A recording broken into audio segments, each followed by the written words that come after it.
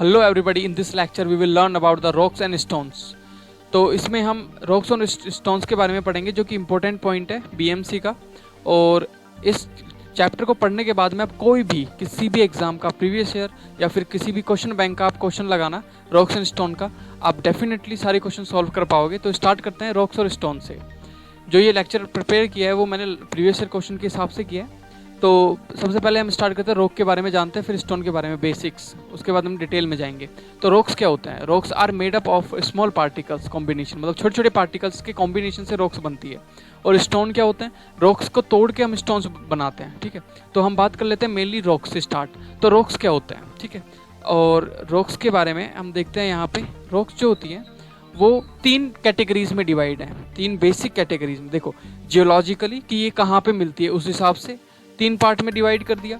Physically की कैसी दिखती है इस हिसाब से इनको तीन पार्ट में बांटा हुआ है वही रॉक। सेम जो आपको जियोलॉजी में मिलेंगी, वो जो जियोलॉजिकली डिफरेंशिएट में मिलेंगी, वो आपको फिजिकली में भी मिलेंगी, वो आपको केमिकली में भी मिलेंगी। और केमिकली मतलब ऐसी रॉक जिनको केमिकल के अकॉर्डिंग तीन पार्ट्स में डिवाइड कर दिया, उनके अंदर कौन सा केमिकल है उस हिसाब से उनको तीन इक्वल पार्ट्स में डिवाइड कर दिया, तीन बराबर पार्ट्स में डिवाइड कर रखा है। तो हम स्टार्ट करते हैं जियोलॉजिकली जो डिफरेंशिएशन है यहाँ पे। तो जियोलॉजिकल डिफरेंशिएशन का बेसिकली मतलब क्या होता है? देखो, जियोलॉजिकल डिफरेंशिएशन का मतलब होता है कि कोई रॉक कहाँ पे मिलती है उस हिसाब से उसको बांट देना, कि ये किस जगह पे मिलती है उस हिसाब से चीज़ों को बांट देना। तो जियोलॉजिकली तीन कैटेगरीज में बांटी हुई है। पहले ये पढ़ेंगे, फिर इस पे पढ़ेंगे, फिर इसको पढ़ेंगे।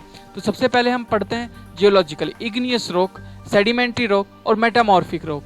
क्या होता है इग्नियस, क्या होता है सेडिमेंट्री, क्या होता है मेटामॉर्फिक? चलो स्टार्ट करते हैं, देखते हैं। देखो, जियोलॉजिकल क्लासिफिकेशन हुआ किस तरीके से, क्या होता है? हमारी अर्थ के नीचे ये आपकी अर्थ सरफेस है, ये आपका अर्थ सरफेस है, यहाँ पे ये अर्थ है, ये अर्थ सरफेस है। अर्थ सरफेस के नीचे क्या होता है? रॉक्स जो होती है वो पिघल जाती है टेम्परेचर की वजह से, और पिघल के वो बनाती है मैग्मा। और मैग्मा क्या होता है? हाई प्रेशर की वजह से अपने आप को बाहर निकालने की कोशिश करता है। जब जिस टाइम पे वो अपने आप को बाहर निकालने की कोशिश करता है तो उसको बोलते हैं क्या? वोल्केनो या ज्वालामुखी। तो जब ज्वालामुखी या फिर बोल दो वोल्केनो आता है तो उसमें जो निकलता है उसको बोलते हैं लावा। और लावा जमीन के ऊपर इकट्ठा रह जाता है, और जब इकट्ठा होके ठंडा होता है तो उससे क्या बनती है? एक रॉक बनती है। उस रॉक का क्या नाम होता है? उस रॉक का नाम होता है इग्नियस रॉक। मतलब कि जब वोल्केनो निकले और उसमें से जो लावा निकले, उस लावे को अगर मैं ठंडा कर दूं तो जो रॉक बनेगी वो बनेगी इग्नियस रॉक। अब क्या होता है? बारिश होती है, हवा चलती है, तो इग्नियस रॉक क्या करती है? छोटे छोटे पार्टिकल्स में टूट टूट के कहाँ जाने लग जाती है? आपके किसी भी दूसरी जगह जाने लग जाती है, या बोल दो कि किसी वाटर बॉडी में जाने लग जाती है। और वहाँ पे छोटे छोटे पार्टिकल्स क्या होते हैं? जम जाते हैं, जो इग्नियस रॉक से टूटे थे। और दोबारा से जमते हुए ये क्या होती है? दोबारा से एक साथ सेटल होने लग जाती है। मतलब कि ये जो दूसरी रॉक होती है जिसको हम सेडिमेंट्री रॉक बनती है, वो कॉम्पैक्ट, मतलब कि सीमेंटेशन और कॉम्पैक्शन से, मतलब कि जमने से और उनके चिपकने से। किसके चिपकने से? आपके इग्नियस रॉक के स्मॉल पार्टिकल्स के चिपकने से। कौन सी रॉक बनती है? Sedimentary rock. सेडिमेंटेशन होता है यहाँ पे। तो कौन सी रॉक बन के आई आपकी? Sedimentary rock. तो इग्नियस रॉक समझ आया और सेडिमेंट्री रॉक समझ आया। इग्नियस रॉक आपके लावा से, ठंडे होने से बनती है, और लावा अगर वेदरिंग होता है तो वो वाटर बॉडी में जाता है और जम जाता है, और जमने के बाद में जो सीमेंटिंग होती है या कॉम्पैक्शन होता है उसकी वजह से फिर सेडिमेंट्री रॉक बनती है। अब जो इग्नियस रॉक और सेडिमेंट्री रॉक होती है, ये अगर और हाई प्रेशर और बहुत ज़्यादा हाई प्रेशर और हाई टेम्परेचर पर अगर चल जाए आपकी सेडिमेंट्री रॉक, बहुत ज़्यादा हाई प्रेशर और हाई टेम्परेचर पर इसको जमा दिया जाए, तो ये जिस रॉक में बदलती है उसको बोलते हैं मेटामॉर्फिक रॉक। मतलब हाई प्रेशर और हाई टेम्परेचर की वजह से बनने वाली रॉक को हम मेटामॉर्फिक रॉक बोलते हैं। तो यहाँ पे तीन तरीके की रॉक आई, एक इग्नियस रॉक आई, दूसरी आपकी सेडिमेंट्री रॉक आई, तीसरी आपकी मेटामॉर्फिक रॉक आई। इग्नियस रॉक का मतलब समझ आया, जो लावा के ठंडे होने से बने, और जो लावा ठंडा हुआ है वो अगर पानी से टूट के अगर किसी वाटर बॉडी में चली जाए तो उसका सेडिमेंटेशन होगा, फिर वो कॉम्पैक्शन और सीमेंटेशन की वजह से सेडिमेंट्री रॉक में कन्वर्ट होगी। उसके बाद उसके ऊपर टेम्परेचर और प्रेशर लगेगा और ज़्यादा जमेगा वो, तो मेटामॉर्फिक रॉक बनेगी। फिर वापस से अगर ये मेटामॉर्फिक रॉक बहुत ज़्यादा गर्म हो गई तो ये मेल्ट हो जाएगा, मेल्ट होकर मैग्मा बन जाएगा, फिर से ये ज्वालामुखी से, वोल्केनो से निकलेगा, लावा बनेगा, इग्नियस रॉक बनेगा। This is the rock cycle. तो जियोलॉजिकली आपको पता है कितने पार्ट्स में डिवाइड हुआ? एक इग्नियस रॉक में, एक सेडिमेंट्री रॉक में, एक मेटामॉर्फिक रॉक में। अब इनके एग्जांपल्स देख लेते हैं। अब इग्नियस रॉक जो होती है उसको पढ़ते हैं शुरू से। देखो, इग्नियस रॉक आपकी तीन तरीके से मिल सकती है। आप बोलोगे कैसे? तो देखिए किस तरीके से। ये आपका अर्थ सरफेस है, हो सकता है जो वोल्केनो से जो लावा निकला है वो अर्थ सरफेस के ऊपर फैल जाए। जब वो अर्थ सरफेस के ऊपर फैलेगा उसको बोलते हैं इफ्यूसिव रॉक। ऐसा लावा जो आपके अर्थ सरफेस के ऊपर मिले उसको इफ्यूसिव, और उसको ठंडा होने से जो रॉक बनेगी उसको इफ्यूसिव रॉक बोलेंगे। लेकिन जो लावा अर्थ सरफेस के थोड़ा सा नीचे आ जाए और जम जाए तो उसको बोलेंगे, अर्थ सरफेस के थोड़ा नीचे आके जमे उसको बोलते हैं हाइपर बेसाल रॉक। और जो लावा नीचे ही जम जाए और रॉक बन जाए उसको बोलते हैं प्लूटोनिक रॉक। तो ये 2 होगा, ये 3 होगा, ठीक है। तो यहाँ पे आपका इफ्यूसिव रॉक समझ आया आपको। Effusive rock found in the earth surface, इसके एग्जांपल आपको बहुत जरूर याद रखना है। देखो ये तो हैं सारे के सारे, तीनों के तीनों हैं इग्नियस रॉक की, लेकिन इग्नियस रॉक के भी 3 टाइप मैंने आपको बताया, इफ्यूसिव, दूसरा हाइपर बेसाल, तीसरा प्लूटोनिक। देखो जो इफ्यूसिव रॉक होता है वो अर्थ सरफेस के जस्ट ऊपर मिलता है। इसका एग्जाम्पल है ट्रैप एंड बेसाल्ट। ट्रैप कुछ ऐसा दिखाई देता है और बेसाल्ट कुछ ऐसा दिखाई देता है। आप इन दोनों पिक्चर्स को देख के समझ सकते हो ये कितने ज़्यादा चिपके हुए पार्टिकल्स हैं। इनके जो पार्टिकल्स हैं वो बहुत ज़्यादा एक दूसरे से जुड़े हुए हैं। नेक्स्ट होता है हाइपर बेसाल रॉक। हाइपर बेसाल rock just below the earth surface, आपको जो लावा ठंडा होकर मिले उसको बोलते हैं। इसका बेस्ट एग्जाम्पल होगा डोलेराइट। डोलेराइट इज अ बेस्ट एग्जाम्पल। देखिए अगर कोई पूछे इग्नियस रॉक का एग्जाम्पल तो ट्रैप, बेसाल्ट और डोलेराइट और ग्रेनाइट, साइनाइट, ये सारे है तो इग्नियस रॉक ही। लेकिन कोई स्पेसिफिकली पूछे कि इफ्यूसिव रॉक के एग्जांपल तब आएगा ट्रैप एंड बेसाल्ट। कोई पूछे हाइपर बेसाल रॉक का एग्जांपल तो डोलेराइट। डोलेराइट कुछ आपको ऐसा दिखाई देता है। उसके बाद कोई पूछे प्लूटोनिक रॉक का एग्जांपल बताओ, और प्लूटोनिक रॉक होती क्या है तो अर्थ सरफेस, ये अर्थ है इसकी सरफेस के बहुत नीचे अगर आपका लावा ठंडा हुआ है और रॉक बनाया तो उसको हम प्लूटोनिक रॉक बोलते हैं, है ना। और इसका एग्जाम्पल अगर मैं बताऊं तो example will be granite, syenite, gabbro, diorite और रायोलाइट, ठीक है। अब देखिए गैब्रो और ग्रेनाइट आपको बहुत इंपॉर्टेंट याद रखना है क्योंकि इनके बारे में फ्रिक्वेंटली पूछा हुआ है। साइनाइट, ग्रेनाइट दोनों नाइट से याद रख लोगे आप। गैब्रो और आपका डायोराइट, देखो जितने भी टीई है ना लास्ट में वो मैक्सिमम आपके प्लूटोनिक में आ रहे हैं, ठीक है। बस किसको छोड़ के, यहाँ पे डोलेराइट को छोड़ के, तो जितने भी टीई है वो सब प्लूटोनिक में आते हैं। तो ये आपको याद रखना है। और ग्रेनाइट से जी और गैब्रो का जी, दोनों जी से आप प्लूटोनिक को याद रख सकते हो। अब यहाँ पे एग्जाम्पल मैंने यहाँ पे आपको पिक्चर दिखाई, ये गैब्रो है, ये आपका ग्रेनाइट है। सारे नहीं दिखा सकता था यहाँ पे क्योंकि ये फिर फिल्ड हो जाता बोर्ड। तो यहाँ पे आपको देखना है this will look like this, मतलब आपको देखना है इनका टेक्सचर कैसा दिखता है, ये मैं दिखाने की कोशिश कर रहा हूँ। टेक्सचर दिखता है कि बहुत ज़्यादा कॉम्पैक्ट है, बहुत ज़्यादा चिपके हुए हैं। ये हो गया आपके इग्नियस रॉक। तो इग्नियस रॉक का एग्जाम्पल ट्रैप, बेसाल्ट, इफ्यूसिव का हो गया, और हाइपर बेसाल्ट का डोलेराइट हो गया, प्लूटोनिक का आपका ग्रेनाइट, साइनाइट, गैब्रो, डोलेराइट और रायोलाइट हो गया। इसके बाद में अगर मैं बात करूँ सेडिमेंट्री रॉक्स की, अब देखिए सेडिमेंट्री रॉक आपका जियोलॉजिकली ही मिलता है। सेडिमेंट्री मैंने बताया कि जब बारिश होती है तो स्मॉल पार्टिकल्स टूट के जाते हैं। मान लो यहाँ पे एक रॉक थी बड़ी सी, ये इग्नियस रॉक थी, इसके ऊपर बारिश हुई, बारिश होने से छोटे छोटे पार्टिकल्स में टूटेगा, देन इट विल मूव होने के बाद में यहाँ पे कोई वाटर बॉडी थी, ये नीचे जाएगा और यहाँ पे जाके ये जम जाएगा, और कॉम्पैक्शन की वजह से, सीमेंटेशन की वजह से ये जुड़ जाएगा, एक दूसरे पार्टिकल से जुड़ जाएंगे, then it will become the sedimentary rock. Sediment से बना हुआ रॉक, तो it will known as the sedimentary rock. इसके एग्जांपल्स क्या होंगे, डोलोमाइट। डोलोमाइट कुछ ऐसा दिखाई देता है, it will look like this. आप देख पा रहे हो ऐसा लग रहा है किसी ने चिपका दिया हो स्टोन्स को, छोटे छोटे पत्थरों को चिपका दिया हो। उसके बाद में सैंड स्टोन, मतलब सैंड से चिपक के बना हुआ स्टोन, मड स्टोन, मड से चिपक के। और अब ये जो होता है टूफा और ट्राइपोली और डोलोमाइट, देखो टूफा जो होता है वो कुछ ऐसा दिखाई देता है। टूफा आपको कहाँ मिलेगा, जहाँ पे वाटर बॉडीज बहुत ज़्यादा होंगी तो वहाँ पे ये आपको मिलता है। और ट्राइपोली भी कुछ ऐसे टूफा के ही आसपास दिखाई देगा आपको, तो it will look like this. आप देख पा रहे हो ये टूफा है, तो ये आपके बड़े बड़े समुद्र वगैरह के पास में आपको दिखेगा। तो ये आपको याद रखना है कि बेसिकली सेडिमेंट्री का मतलब सेडिमेंट से बनी हुई रॉक, ठीक है।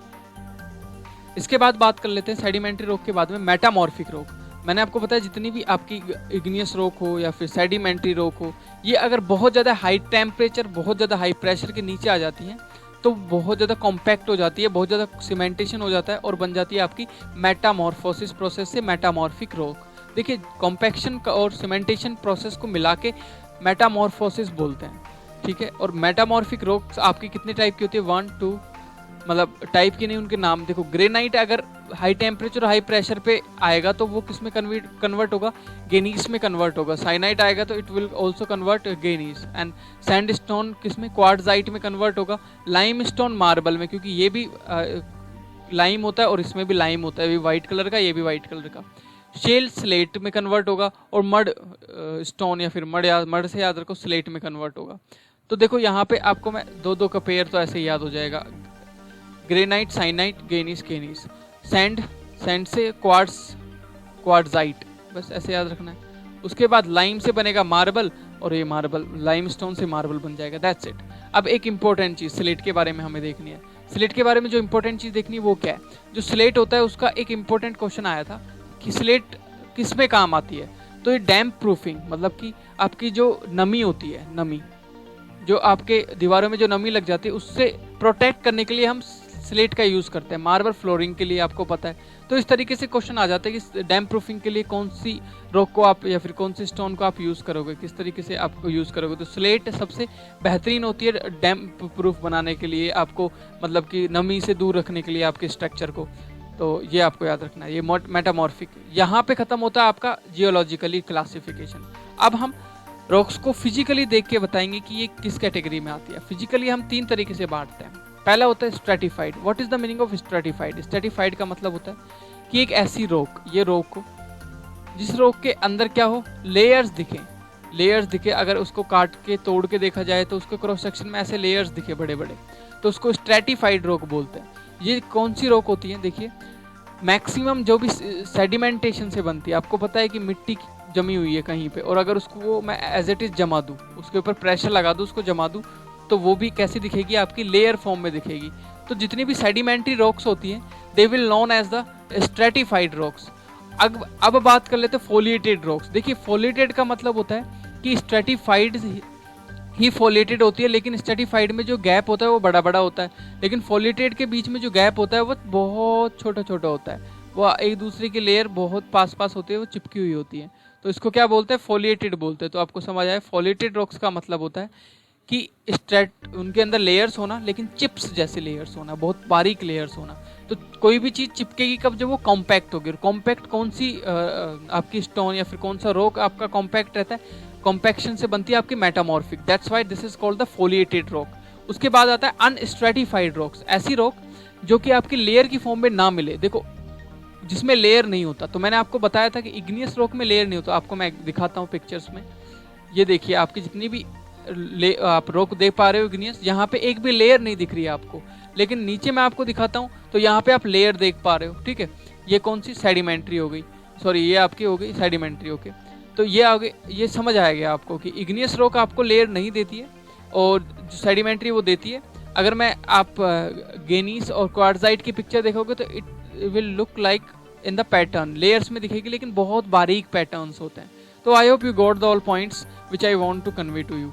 ओके, अब आते हैं, ये तो फिजिकल क्लासिफिकेशन हो गया और आपका जियोलॉजिकल क्लासिफिकेशन हो गया। अब उन्हीं सारी की सारी रॉक्स को हम केमिकली क्लासीफाई करते हैं। केमिकली मतलब उनकी केमिकल कंपोजिशंस के अकॉर्डिंग उनको डिवाइड करते हैं। देखिए 3 पार्ट्स में डिवाइड है।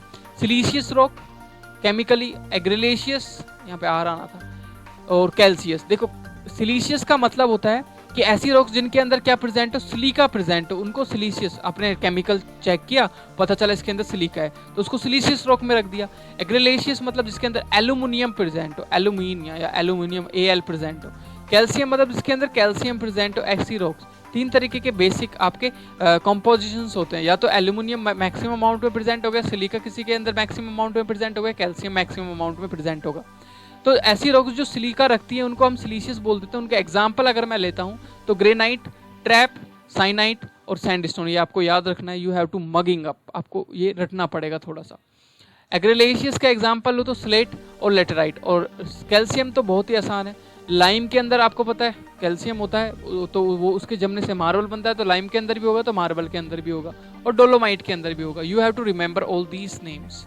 ठीक है, तो ग्रेनाइट और ट्रैप और साइनाइट और सैंडस्टोन ये सिलिका प्रेजेंट रखते हैं। ये एटलीस्ट आपको 4 नाम तो याद रखना ही रखना है। उसके बाद में अगर मैं एल्यूमिनिया की बात करूँ तो स्लेट और लेटेराइट। देखो स्लेट और लेटेराइट ये आपको याद रखना है। और मार्बल और लाइम स्टोन आपको याद रखना है किसके लिए? कैल्शियम रखने वाले के लिए। तो ये केमिकल क्लासिफिकेशंस हो गए। अब हमने पढ़ लिया स्टोन रॉक्स के बारे में। अब रॉक्स से हमको क्या निकालना है? स्टोन निकालना है। ठीक है, quarrying of stone, process of obtaining stone from the rocks, मतलब कि अभी हमें रॉक्स के बारे में पता चल गया, अब उन रॉक्स को तोड़ के छोटे छोटे टुकड़ों में कन्वर्ट करना है। ये बड़ी सी कोई रॉक थी, इसको हमें तोड़ना है छोटे छोटे टुकड़ों में, और हमें छोटे छोटे टुकड़ों में ये स्टोन्स में कन्वर्ट करना है। तो हम कैसे करेंगे, that will be important point. तो किस तरीके से कर सकते हैं, देयर आर 5 मेथड्स, 5 मेथड्स हैं यहाँ पे। पहला है एक्सकेवेशन, एक्सकेवेशन मतलब खोद के, तोड़ के। दूसरा ड्रिल करके, ड्रिल मतलब ड्रिलिंग मशीन से उसको काट के। तीसरा है आपका वेजिंग, वेजिंग क्या होता है, वेजिंग को मैं समझाता हूँ। ये आपकी कोई रोक है, इसको तोड़ना है, तो सबसे पहले हम क्या करते हैं, एक फ्रेम अंदर फिट कर देते हैं, उसको ठोक देते हैं यहाँ से। उसके बाद में यहाँ पे आप क्या करते हो, मशीन लगाते हो या फिर कोई भी लोहे की रोड लगाते हो, उसको इधर घुमाते हो फिर इधर घुमाते हो। उससे क्या होता है, यहाँ पे क्रैक डेवलप हो जाते हैं पूरी रॉक में, फिर इजीली ये 2 इक्वल पार्ट्स में टूट चुकी होती है। फिर दोबारा से वेजिंग करते हो, फिर रोड लगा के घुमाते हो, फिर ये छोटे पार्ट्स में टूट जाती है। This is called the waging system. तो आपको समझ आएगा वेजिंग क्या होता है। वेजिंग का मतलब किसी रॉक को स्मॉल पार्ट्स में डिवाइड करना। उसके बाद चौथा जो मेथड हो सकता है वो हो सकता है हीट द सरफेस, मतलब जो रॉक है आपकी उसको इतना गर्म करो, इसको इतना गर्म करो कि उसके अंदर क्रैक्स डेवलप होना स्टार्ट हो जाए, उसके बाद में वो इजीली ब्रेक हो जाएगी। अब आता है 5वें और इजी और इम्पोर्टेंट मेथड जो मैक्सिमम चीज़ों में यूज़ लिया जाता है, ब्लास्टिंग। हम क्या करते हैं, जो बड़ी रॉक है उसको हम एक्सप्लोसिव मटेरियल लगा के एक्सप्लोजन करते हैं, उसको तोड़ते हैं, ब्लास्ट करते हैं उसको। जब वो ब्लास्ट होता है तो स्मॉल पार्टिकल्स में वो डिवाइड होना स्टार्ट हो जाता है, ठीक है। तो जब स्मॉल पार्टिकल्स में वो डिवाइड हो जाएगा तो स्टोन इजीली हमको अवेलेबल हो जाएंगे। तो इसके कुछ आपको मैं बता देता हूँ कि कौन कौन से इंस्ट्रूमेंट्स होते हैं। पहला होता है वेज, वेज मतलब होता है ये, जिसको हिंदी में टाँकी बोलते हैं हम, है ना। It will look like this, pin look like this, जिम्पर, क्रू बोर और आपका हो गया हमर, ये सारे हमर मतलब हथौड़ा। तो अब आते हैं ब्लास्टिंग पे। ये सारी चीज़ें आपने कर ली, ये सारे इंस्ट्रूमेंट इन तीनों के लिए थे। हीट सरफेस कर लिया। अब लेकिन जो इजी मेथड होता है वो ब्लास्ट करना। अब ब्लास्टिंग मटेरियल हम पढ़ते हैं कि कौन कौन सी चीज़ से हम ब्लास्ट कर सकते हैं रॉक को तोड़ने के लिए। तो पहला होता है आपका गन पाउडर। गन पाउडर के अंदर जो होता है वो होता है सैचुरेटेड कॉटन होता है, ये भी एक एक्सप्लोजिव मटेरियल है, और नाइट्रिक एसिड, दोनों को मिला दिया जाता है तो क्या बनता है आपका गन पाउडर बनता है। समझ आ गया। ब्लास्टिंग कंपाउंड का मैं आपको पहले एग्जांपल दिया, पहला नाम बताया गन पाउडर। आपसे पूछ लेता है कि इस गन पाउडर के अंदर कौन कौन सी चीज़ें होती है, तो आपको याद रखना सैचुरेटेड कॉटन होता है और नाइट्रिक एसिड होता है। You have to remember this. उसके बाद आता है डायनामाइट, सबने नाम सुना होगा इसका।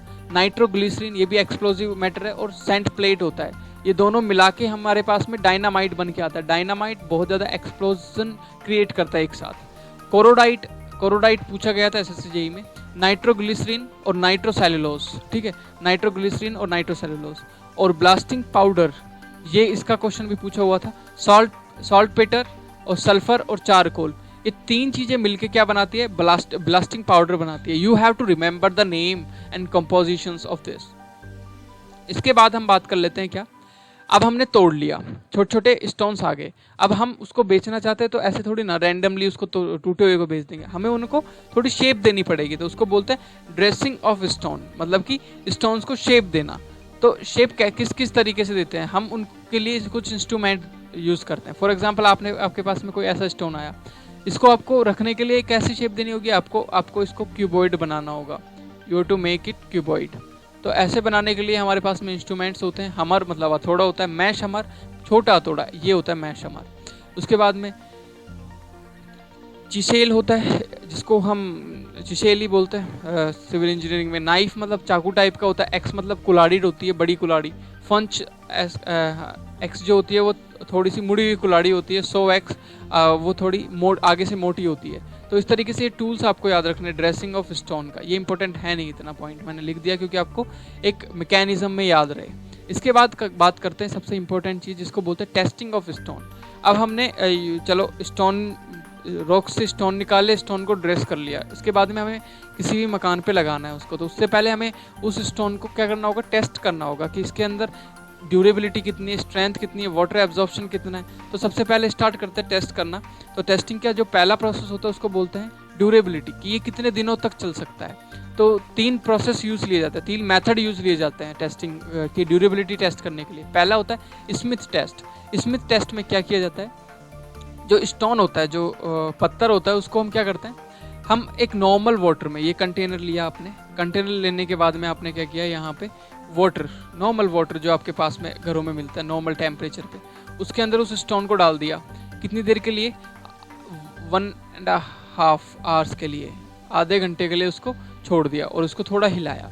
हिलाने के बाद अगर इस वाटर के अंदर अगर कलर ये छोड़ता है, कलर अगर छोड़ता है ये स्टोन, तो इसका मतलब है ये ड्यूरेबल नहीं है। अगर कलर नहीं छोड़ता, if colour of water is change, अगर कलर चेंज हो जाता है तो ये ड्यूरेबल नहीं है, नॉन ड्यूरेबल है, मतलब ये इसकी ड्यूरेबिलिटी ज़्यादा दिनों तक चलेगा नहीं। अगर कलर नहीं छोड़ता तो ये ठीक है। तो आप इसको इजीली टेस्ट कर सकते हो आपके कहीं पे भी, आप जहाँ पे आप कंस्ट्रक्शन करना चाहते हो, जो स्टोन लेके आए हो। दूसरा टेस्ट करना है आपको कि ये एसिड से इफेक्ट होगा कि नहीं, तो ये भी ड्यूरेबिलिटी टेस्ट करने के काम आता है। एसिड टेस्ट होता है। एसिड टेस्ट का मतलब क्या होता है, आपने क्या किया, एक सेम कंटेनर लिया, कंटेनर लेने के बाद में उसके अंदर क्या डाला, उसके अंदर HCl डाला, हाइड्रोक्लोरिक एसिड, और H2SO4 डाला। HCl डाला, या तो 1% HCl डाल दो या फिर 5% H2SO4, दोनों में से एक चीज़ डालनी है आपको, या तो 1% HCl या 5% H2SO4। डालने के बाद में अपने वाटर और HCl या फिर H2SO4 को डालने के बाद में आपने क्या किया, यहाँ पे स्टोन को डाल दिया। स्टोन को डालने के बाद में स्टोन जो होगा वो उसके जो किनारे होंगे वो शार्प होंगे। शार्प मतलब या तो वो नुकीले होंगे, और नुकीले होने के बाद में आपने उसको कितनी देर के लिए, आधे घंटे के लिए इसको छोड़ दिया आपने, 1.5 आवर्स के लिए आपने इसको छोड़ दिया। तो यहाँ पे क्या होगा आपको ये देखना है। इसके बाद में आपको देखना है कि आधे घंटे के बाद में जो नुकीले किनारे थे वो अगर नुकीले हैं, एज इट इज़ हैं, तो ये ड्यूरेबल है। अगर वो क्या हो गए, नुकीले से वो रफ हो गए, मतलब कि शार्प था ऐसे कोई पत्थर, अगर ये रफ हो गया, यहाँ से उसका नुकीलापन खत्म हो गया, तो इसका मतलब ये ड्यूरेबिलिटी नहीं है इसकी। तीसरा जो मेथड होता है उसको बोलते हैं fast and thawing method. Fast and thawing method में क्या होता है, इसमें एक बॉइलिंग वाटर लेते हैं, मतलब कि एक कंटेनर लिया, एक कंटेनर में बहुत ज़्यादा गर्म पानी लिया, और इस गर्म पानी में मैंने स्टोन को डाला। स्टोन को डालने के बाद में इस गर्म पानी को अचानक से ठंडा किया, या फिर इस स्टोन को पहले गर्म पानी में डाला, उसके बाद में इस स्टोन को किस में डाला, इस स्टोन को मैंने बहुत ठंडे पानी में डाला। ठीक है, इस स्टोन बहुत ज़्यादा ठंडे में डालने के बाद में, बहुत ज़्यादा गर्म में डालने के बाद में इसको ठंडे में डाला। मतलब दूसरे कंटेनर में एक वाटर लिया, जो कि वाटर का टेम्परेचर कितना था, वाटर का टेम्परेचर था 12 डिग्री सेल्सियस। उसके अंदर ये इस स्टोन को आपने डाल दिया। अगर यहाँ पे क्या हो रहा है, देखो, in the test put the stone in water, boiling water to 12 degree temperature का वाटर में उसको डाला। इफ स्टोन चेंजिंग, अगर स्टोन क्या हो रहा है, बदल रहा है, मतलब कि उसके अंदर क्रैक्स डेवलप हो रहे हैं, तो ये नॉन ड्यूरेबल नहीं, मतलब नॉन ड्यूरेबल है, ड्यूरेबिलिटी नहीं है, ज़्यादा दिनों तक नहीं चलेगा। अब इसके बाद नेक्स्ट इसको बोलते हैं, ये तो हो गया पूरा का पूरा टेस्ट। किसका, ऊपर वाला जो टेस्ट था, टेस्टिंग थी, वो किस चीज़ की थी, वो थी आपकी ड्यूरेबिलिटी की, कितने दिन तक चलेगा। अब आते हैं कि उसको पता करना है कि कितना लोड बियर कर सकता है, अपने ऊपर कितना लोड उठा सकता है, जिसको हम टेस्टिंग ऑफ स्ट्रेंथ बोलते हैं। तो यहाँ पे क्या करते हैं, हम 3 सैंपल बनाते हैं। 3 सैंपल कितने, 40, 40 एंड 40 mm के, 40 mm के आपको 3 सैंपल्स बनाने होंगे। इस तरीके से ऐसे 3 सैंपल्स बनाने होंगे।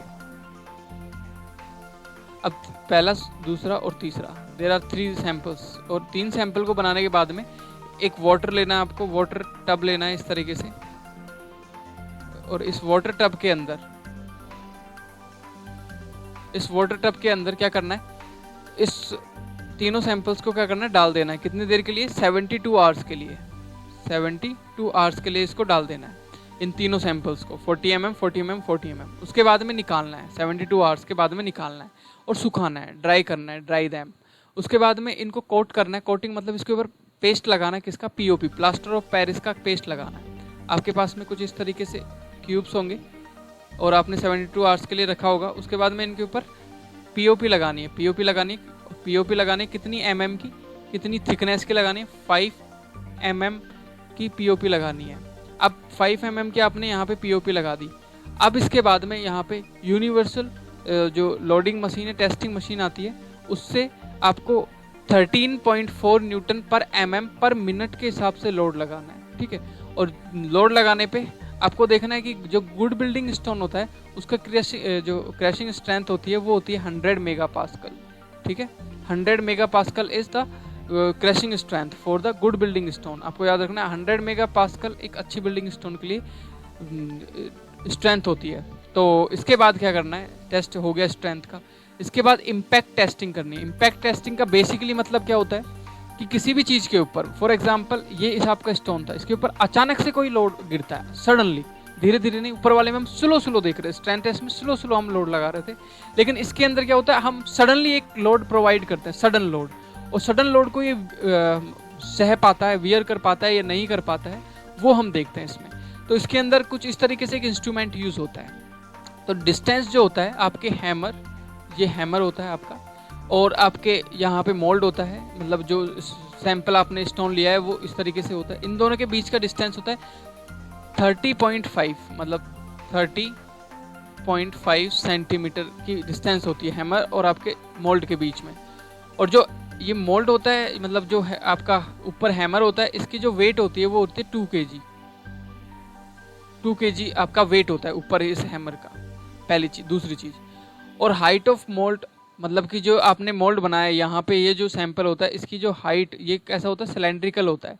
इसकी जो हाइट होती है और जो डाया होती है वो होती है 25 mm, 25 mm, ये होती है 25 mm, और हाइट भी होती है इसकी 25 mm और 25 mm, ठीक है, इस तरीके से। और क्या किया जाता है, इसको अचानक से छोड़ा जाता है, ब्लोज दिए जाते हैं 1 2 3 ऐसे।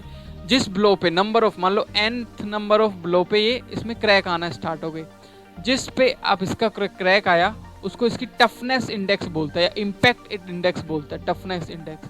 जिस n नंबर पे इसके अंदर क्रैक्स डेवलप होने स्टार्ट हो गए उसको इसके टफनेस इंडेक्स बोलते हैं। आई hope you got the point कि क्या मतलब है इसका। तो इसको बोलते हैं इम्पैक्ट टेस्टिंग। तो इसके कुछ मेजरमेंट्स आपको याद रखना है। 30 सेंटीमीटर, अगर बेटा 30.5 सेंटीमीटर से अगर नहीं आते हैं क्रैक्स, तो आप क्या करते हो, 31.5, 1 सेंटीमीटर क्या करते हो, इंक्रीज करते हो। 1 सेंटीमीटर क्या करते हैं, हम इंक्रीज कर देते हैं, इसकी हाइट को ऊपर रख देते हैं थोड़ा सा। तो I hope you got the point कि इम्पैक्ट टेस्टिंग होती कैसे। इसके बाद होता है water absorption test. Water absorption test का बेसिकली मतलब क्या है, वाटर एब्जॉर्प्शन का टेस्ट का मतलब है कि जो स्टोन आपने लिया है, वो स्टोन कितना पानी, अगर आप उसके ऊपर पानी पड़ेगा तो कितना पानी वो अपने अंदर एब्जॉर्व कर सकता है। This is the meaning of water absorption test.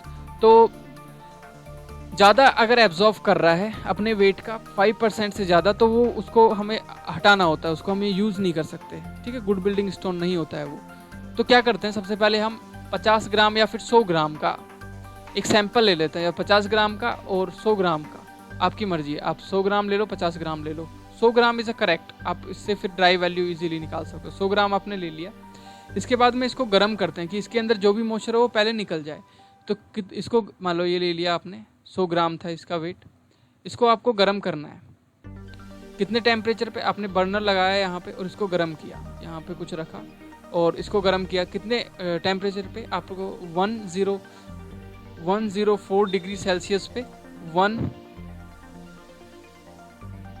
कितने देर के लिए, 1.5 आवर्स के लिए, आधे घंटे के लिए इसको गर्म किया। तो इसके अंदर से प्रेजेंट जितनी भी मॉइस्चर थी वो सब उड़ जाएगी, बाहर निकल जाएगी, ठीक है। इसके बाद क्या करना है, अब जो सूख गया उसको हम क्या करेंगे, एक वेइंग मशीन होती है हमारे पास में, उसके ऊपर इस स्टोन को रखेंगे और हमने यहाँ पे रीडिंग ले लेनी है कि कितनी रीडिंग आएगी।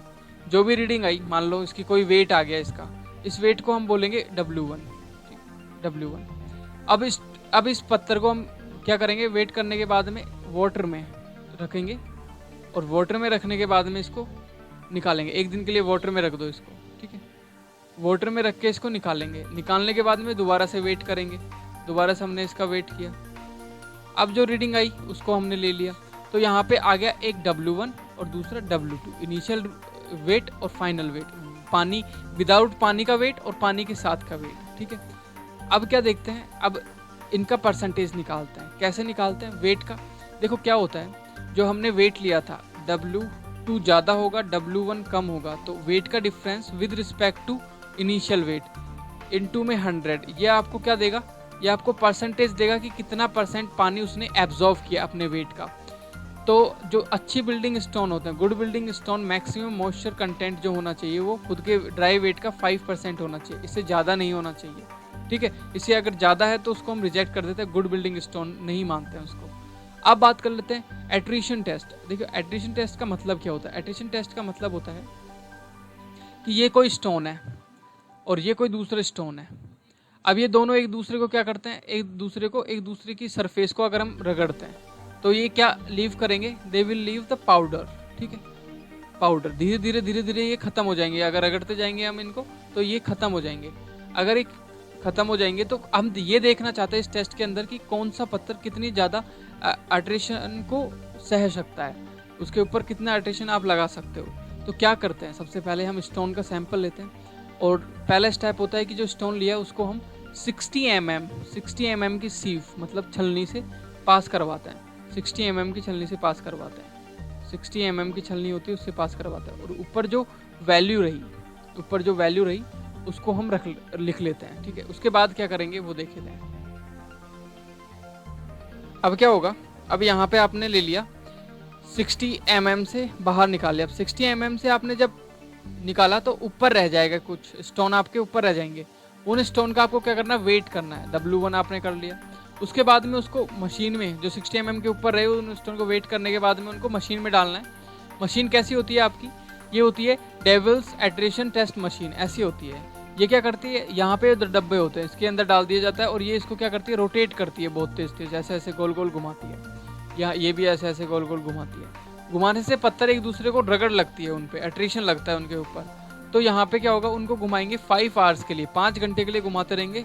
कितनी रेट से, 30 RPM से, मतलब कि 30 RPM से 5 आवर्स के लिए आप उनको रोटेट करोगे। देन क्या होगा, आप फिर उसको सैंपल को निकालोगे। अब क्या करना है आपको, यहाँ पे सीव लेनी है जो कि कितने mm की होगी, छोटी सीव होगी, 1.5 mm की सीव होगी। उससे आपको पास कराना है सैंपल। अब जब आप पास कराओगे तो नीचे कुछ निकल जाएगा वैल्यू और ऊपर कुछ वैल्यू रह जाएगी, मतलब वेट रह जाएगा।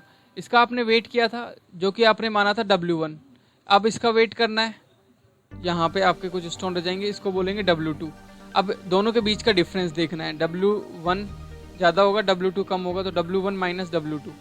अब W2 और W1 के बीच का जो डिफरेंस होगा वो बताएगा कि किसी चीज़ का एट्रेशन कितना है, मतलब कोई चीज़ कितनी ज़्यादा एट्रेशन सह सकती है। तो जिसके मान लो यहाँ पे W1 था और यहाँ पे W2 था, अगर जितना ज़्यादा डिफरेंस होगा, मतलब किसी का डिफरेंस 2 है, किसी का 10 है, किसी का 0 है, मान लो 0 डिफरेंस हुआ किसी का, मतलब कि वो एक दूसरे से टकरा के टूट नहीं रहे, अट्रिशन बिल्कुल भी नहीं हो रहा उनके बीच में, एट्रिशन रेट है ही नहीं, तो वो सबसे बेस्ट आपका क्या होगा, स्टोन होगा। तो वो एक दूसरे से अट्रिशन नहीं कर रहे हैं, घस के अपने आप को तोड़ नहीं रहे हैं। तो I hope you got the point. अब याद रखना है एक इम्पोर्टेंट नोट आपको, रेलवे जो बसाल्ट हम यूज़ करते हैं उनका अट्रिशन रेस्ट जो रेट होना चाहिए वो 3% होना चाहिए। ठीक है, 3% होना चाहिए, 3%। और अब चलते हैं आगे, क्रिस्टलाइन टेस्ट। इसका मतलब क्या होता है क्रिस्टलाइन का टेस्ट का मतलब, क्रिस्टलाइन का टेस्ट का मतलब है कि आपके स्टोन, ये आपका कोई स्टोन है, स्टोन के अंदर छोटे छोटे क्या होंगे, अंदर की तरफ पोर्स होंगे। इन पोर्स के अंदर क्या होगा, अगर आप इस स्टोन को किसी भी सॉल्ट सॉल्यूशन में रखते हो तो ये क्या करेगा, स्टोन उस सॉल्ट को अपने इन पोर्स में फिल कर लेगा। ठीक है, इस पोर्स में क्या करेगा, फिल कर, तो इस तरीके से फिल कर लेगा। उस चीज़ को चेक करने के लिए हम क्या करते हैं, 4 सैंपल प्रिपेयर करते हैं, मतलब स्टोन लेते हैं 4 और उनको 72 डिग्री सेल्सियस पे हीट करते हैं। उसके बाद में उनका वेट करते हैं। उसके बाद में उनको 14% Na2SO4 के लिए 2 घंटे के लिए डिप करते हैं। फिर उनको 100 डिग्री सेल्सियस में क्या करते हैं, फिर से उनको टेम्परेचर देते हैं। तो यहाँ पे एक आपके पास में क्या आएगा, वेट में गैप आएगा, W2 माइनस W1। तो इस वेट गैप को क्या बोलते हैं कि कितना इसने एब्जॉर्व किया। मान लो W2 ज़्यादा है तो इसका मतलब है गैप भी ज़्यादा होगा। तो ये आपको क्रिस्टलाइन टेस्ट देता है। इसके बाद में आता है last and final hardness test. Hardness test में क्या करते हैं, हम देखते हैं कि कोई भी कितना हार्ड है, measured by the dowry hardness machine, और ब्रिनल हार्डनेस टेस्ट भी बोलते हैं क्योंकि इसको JS ब्रिनल्स ने खोजा था। और ये जो हार्डनेस मेजर की जाती है वो आपकी मोर सर्कल पे रिप्रेजेंट की जाती है। मोर सर्कल पे रिप्रेजेंट की जाती है। ये इंपॉर्टेंट नहीं है, सबसे ज़्यादा इंपॉर्टेंट है मटेरियल और उसके हार्डनेस वैल्यूज़। मोर सर्कल पे उनकी हार्डनेस वैल्यू, मोर सर्कल की जो हार्डनेस वैल्यू होती है वो 1 से लेकर 10 के बीच में होती है, मिनिमम और मैक्सिमम। तो यहाँ पे जो डोलोराइट की जो हार्डनेस वैल्यू होती है वो 3.5 से 4 होती है, फेल्डस्पार की आपकी 2.6 होती है, क्वार्ट्जाइट की 7 होती है, डायमंड की 10 होती है। तो ये आपको याद रखना है कि जो हार्डनेस वैल्यू होती है वो मैक्सिमम होती है डायमंड की, और सबसे कम होती है आपकी टेलकम, मतलब पाउडर फॉर्म की हार्डनेस सबसे कम होती है। वो तो होती है, इजीली वो ब्रेक हो जाता है। अब हम कुछ स्टोन्स के बारे में और उनके स्पेसिफिक ग्रेविटी और उनके कुछ इंपॉर्टेंट स्पेसिफिक पॉइंट्स के बारे में देखेंगे। तो हम स्टार्ट करते हैं। सबसे पहला जो स्टोन लेंगे, क्योंकि इनके बारे में स्पेसिफिक क्वेश्चन आता है, सबसे पहला जो स्टोन लेंगे वो लेंगे हम ग्रेनाइट। ठीक है, सबसे पहले हमने ले लिया ग्रेनाइट।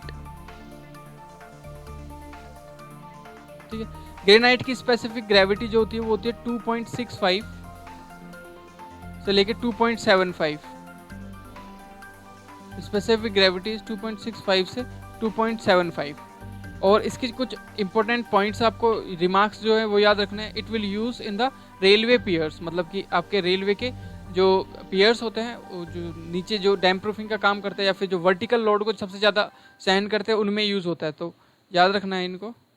यूज जो होगा इसका वो कहाँ होगा, रेलवे पियर्स में।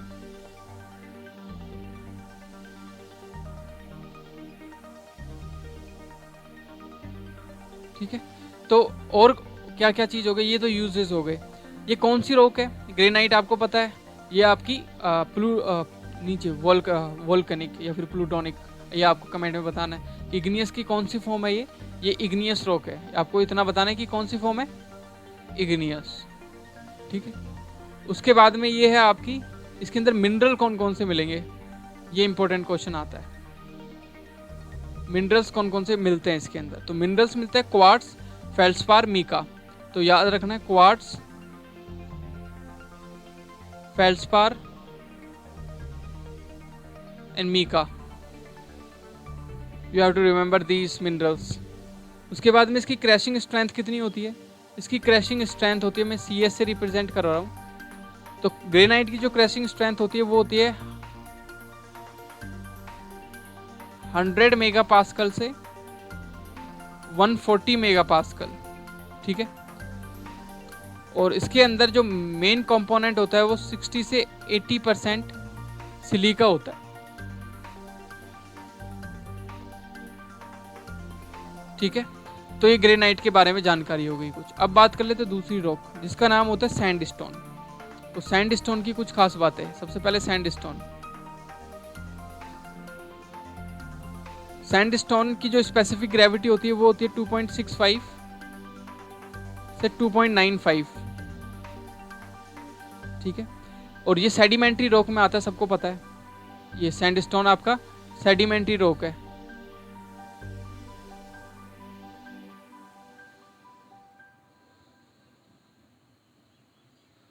ये क्वार्ट्स इसके अंदर सबसे इंपॉर्टेंट मिनरल होता है।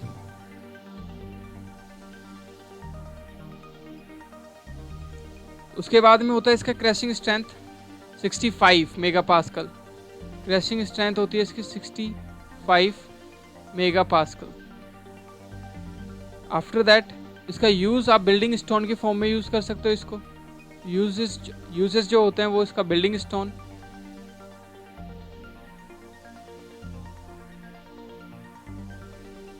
ठीक है, फ्लोरिंग में भी यूज करते हैं। इसके बाद हम बात कर लेते हैं सैंडस्टोन के बाद में बसाल्ट और लाइम स्टोन। ये 4 इंपॉर्टेंट होते हैं, इनके मिनरल्स आते हैं, पूछते हैं। बसाल्ट इसकी स्पेसिफिक ग्रेविटी होती है 3।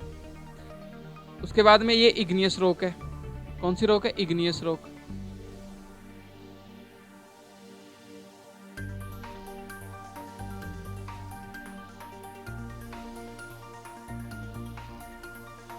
मिनरल इसके अंदर मिलता है आपका फेल्डस्पार।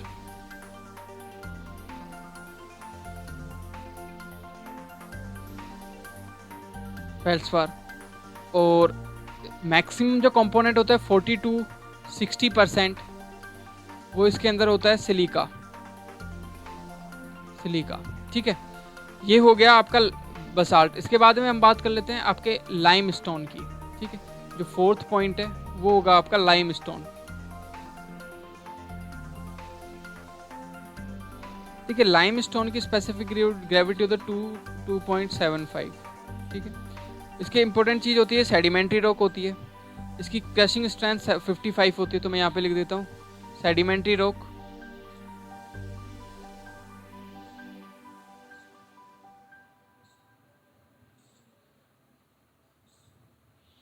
क्रशिंग स्ट्रेंथ जो होती है वो होती है 55 मेगा पास्कल से 75 मेगा पास्कल। ठीक है। उसके बाद में इसका ये यूज होता है वो आपका मोटार की कंस्ट्रक्शन में, मोटार बनाने में। उसके बाद में इनके 3 डिफरेंट फॉर्म्स होते हैं, वैसे ये इंपॉर्टेंट नहीं है, मैं आपको बता रहा हूँ। पहला कॉम्पैक्ट लाइम, ग्रेनुअल लाइम और मार्बल। कॉम्पैक्ट लाइम,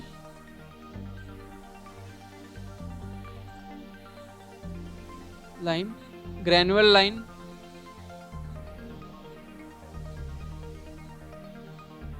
और मार्बल। ठीक है। ये आपके 3 फॉर्म होते हैं किसके, लाइम के। अब देखिए इतनी चीज़ तो हमें समझ आ गई। इसके बाद में जो समझना है वो समझना है कुछ इंपॉर्टेंट चीज़ें। आपने यहाँ पे कुछ देखा, क्या देखा कि बार बार एक चीज़ आ रही थी, नोट कर लेना है इसको, कि जो स्पेसिफिक ग्रेविटी होती है स्टोन की वो ले दे के 2 से और 3 के बीच में होती है। स्पेसिफिक ग्रेविटी हमेशा हर स्टोन की 2 से 3 के बीच में होगी, ये इंपॉर्टेंट पॉइंट है। स्पेसिफिक ग्रेविटी जो होगी वो हर स्टोन की 2 से और 3 के बीच में। ये क्वेश्चन आया था सीधा, क्योंकि मोस्ट स्टोन्स की ग्रेविटी, स्पेसिफिक ग्रेविटी किसके बीच में होती है। अब बात कर लेते हैं स्टोन मशीनरी। देखो ये क्या होता है कि स्टोन्स को किस तरीके से हम जमा सकते हैं। 2 तरीके का होता है, एक रूबल मशीनरी, एक होता है आपका एशलार मशीनरी। तो मशीनरी के अंदर हम देखते हैं कि रूबल जो होती है उसका मतलब होता है कि आप बड़े बड़े पत्थर यूज़ कर रहे हो, और एशलार के अंदर हम छोटे छोटे पत्थर यूज़ करते हैं। रैंडम मतलब कैसे भी रख दिया, और कोर्स मतलब हमने बहुत जमा जमा के चीज़ों को रखा है। देखो यहाँ पे आप रूबल देख पा रहे हो, ये रूबल है और ये आपका एशलार है। ये पैटर्न्स होते हैं स्टोन्स को जमाने के। तो ये चीज़ें हमें समझ आ गई। तो ये कंप्लीट चैप्टर था। If you have any doubt आप कमेंट बॉक्स में लिखना, मैं आपको उसका आंसर दूंगा। Thank you. Please watch the next video for more information, और सब्सक्राइब जरूर करें, और जिनको इसकी ज़रूरत है उसके साथ शेयर करें। Thank you.